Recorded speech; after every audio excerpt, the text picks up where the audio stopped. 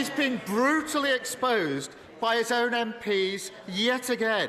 He's got one party chair who says she hopes the Lords will rip his Rwanda deal to pieces. He's got two more who had to quit because they don't think it'll work. All of them appointed by him, all now in open revolt against his policy, each other, and reality. Is there any wonder they all think this gimmick is doomed to failure when the Prime Minister himself doesn't believe in it? Mr. Speaker, it is rich to hear from the honourable gentleman about belief in something, because it will be news to him. It is actually the case that you can believe in something and stick to that position on this side of the House.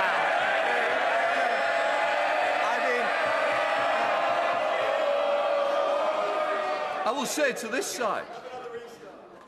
Oh, hello. Somebody's jumping in from over. Can I just say it's very important. It's an important day.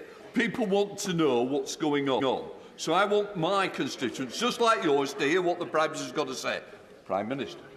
Just this week, Mr. Speaker, we had another example of the honourable gentleman doing one thing, saying another, because this week he backed the Home Secretary in banning the terrorist group Hizb-ut-Tahrir, despite him personally using the European Court of Human Rights to try and stop them being banned. And don't take my word for it, Mr. Speaker, the extremist's own press release said, and I quote, "the Hizb-ut-Tahrir legal team led by Keir Starmer."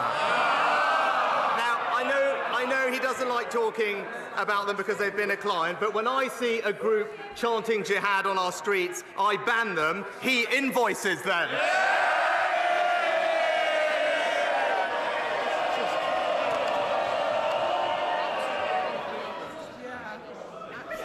Because there's 8 questions that I think some of you may want. Well, I'll tell you what, there's some's already gone off the list who wanted them. Keir Starmer. Mr. Speaker, if he stuck to his position, he'd be voting with us. His former Home Secretary says the plan won't work.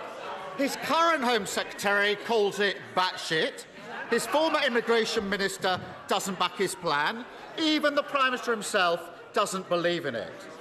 And last week, another of his MPs said the Tories should admit that things have got worse since they came to office, that after 14 years they've left Britain less united, the country is a sadder place.